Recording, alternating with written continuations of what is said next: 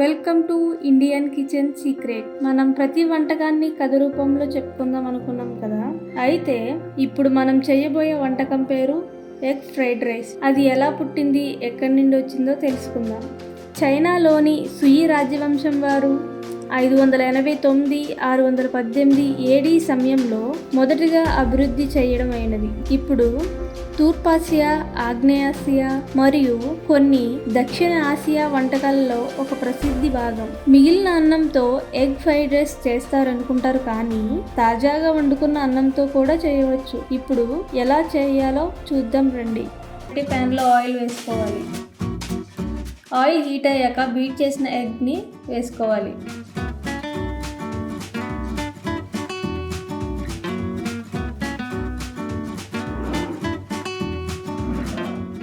ఎగ్ని బాగా మిక్స్ చేసుకోవాలి. Egg fry అయిన తర్వాత వేరే బౌల్లోకి తీసుకోవాలి.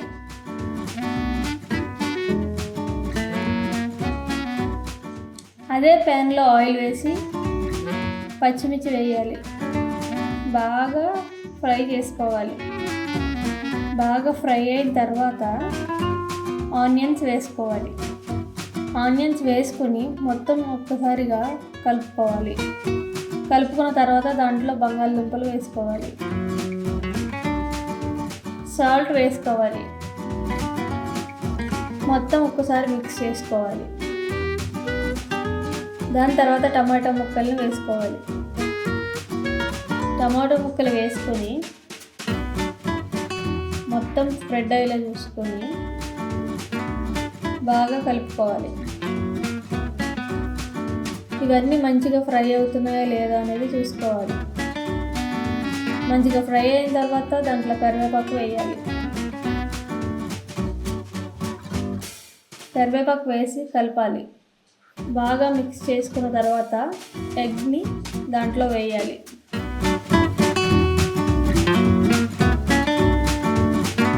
కొంచెం చికెన్ మసాలా పౌడర్ వేసి కలపాలి. కలుపుకున్న తర్వాత అల్లం వెల్లుల్లి పేస్ట్ అనేది వేసుకోవాలి.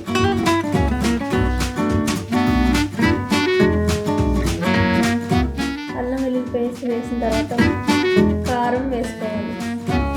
కారం వేసుకొని అంతా ఫ్రైకి అంతా మంచిగా పట్టేలాగా వేసుకొని తిప్పుతూ ఉండాలి. దాని తర్వాత 1 బౌల్ ఆఫ్ రైస్ వేసుకోవాలి.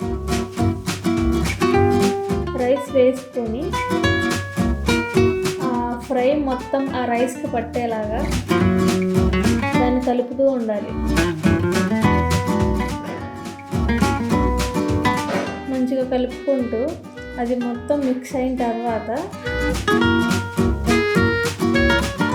కొత్తిమీరని యాడ్ చేయాలి. కొత్తిమీర కరివేపాకు కూడా వేసుకుని మళ్ళీ ఒకసారి మొత్తం మిక్స్ చేసుకోవాలి.